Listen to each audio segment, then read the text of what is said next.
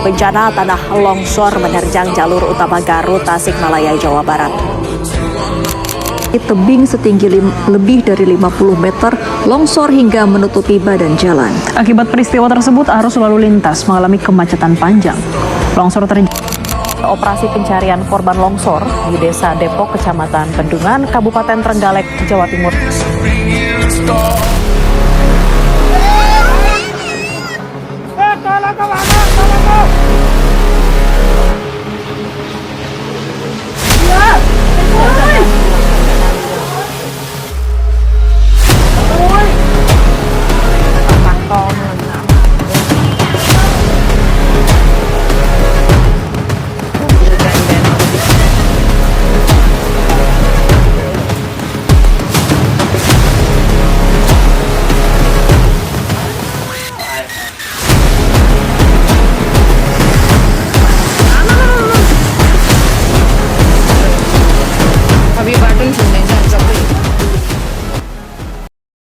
Bencana gerakan tanah atau tanah longsor.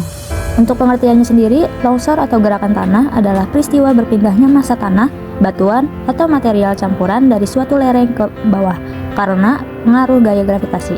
Proses ini bisa terjadi secara cepat atau lambat, tergantung pada kondisi lingkungan, struktur tanah, dan juga faktor pemicunya.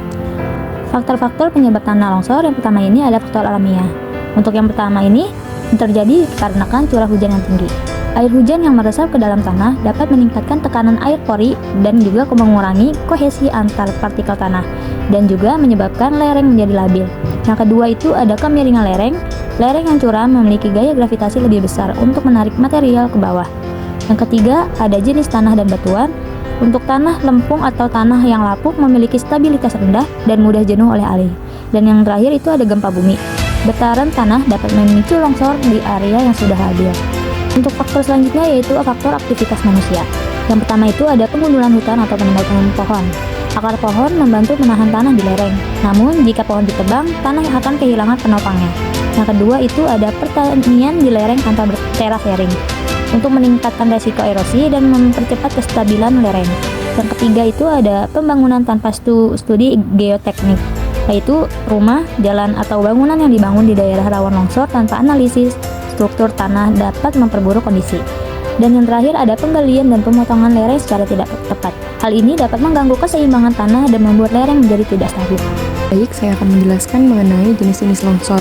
Jenis-jenis longsor terbagi menjadi 4. Yang pertama ada longsor transvasi. Longsor transvasi yaitu gerakan tanah dalam satu arah di sepanjang bidang datar atau miring. Yang kedua ada longsor rotasi, yaitu pergerakan melingkar dari massa tanah. Yang ketiga ada aliran tanah, yaitu material bergerak seperti cairan, biasanya terdiri dari lumpur dan air, dan yang sering kita sebut dengan banjir bandang lumpur. Dan yang terakhir ada runtuhan batu, yaitu bongkahan batu jatuh dari tebing yang curam. Dampak dari longsor itu sendiri, yang pertama ada korban jiwa. Longsor sering terjadi tiba-tiba dan menimbun rumah atau orang yang tinggal di sekitarnya. Lalu yang kedua ada kerusakan infrastruktur seperti jalan, jembatan, rumah, dan fasilitas umum juga bisa rusak parah. Yang ketiga itu ada gangguan ekonomi, akses jalan bisa terputus, lahan pertanian bisa rusak, dan biaya pemulihannya cukup tinggi. Lalu yang terakhir itu ada gangguan lingkungan, yaitu merusak tutupan lahan, menyebabkan sedimentasi sungai dan menurunkan kualitas air. Selanjutnya ialah upaya kesiapsiagaan terhadap bencana longsor. Yang pertama ialah pemetaan daerah rawan longsor, yang kedua ialah peringatan dini dan sistem informasi berbasis komunitas, lalu yang ketiga ialah latihan evakuasi secara berkala. Prosedur saat evakuasi longsor. Yang pertama, jika terlihat tanda longsor seperti rembesan air, retakan tanah atau suara runtuhan, segera evakuasi ke tempat aman. Yang kedua, bila petugas membunyikan sirene atau berit, itu merupakan tanda evakuasi. Yang ketiga, peserta evakuasi segera menyelamatkan diri dari area rawan ke lokasi yang lebih stabil. Namun, bila tidak sempat lari, maka lakukan yang pertama itu lingkarkan tubuh seperti bola, yang kedua lindungi kepala dengan tangan. Dengan posisi ini dapat mengurangi cedera yang fatal. Baik, selanjutnya di sini ada tindakan atau langkah-langkah penting yang harus kita lakukan jika terjadi bencana tanah longsor. Yang pertama, jangan langsung kembali ke rumah karena kondisi tanah yang masih tidak stabil dapat menyebabkan longsor susulan. Kemudian pastikan bahwa bangunan dan tanah disediakan benar-benar aman.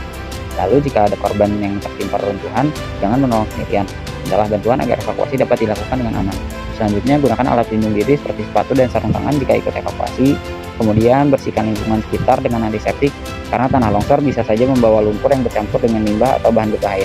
Selanjutnya, hindari air dari sumber terbuka karena mungkin sudah terkontaminasi lumpur dan bakteri. Carilah sumber air yang bersih dan makanan yang aman. Terakhir, pelajarilah pertolongan pertama karena akses ambulan bisa saja terhambat oleh jalan yang tertutup atau rusak. Yang terakhir ialah penutup.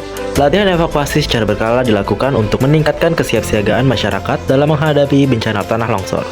Prosedur ini harus dipahami oleh semua warga, termasuk kelompok rentan seperti anak-anak, lansia, dan juga disabilitas. Terima kasih.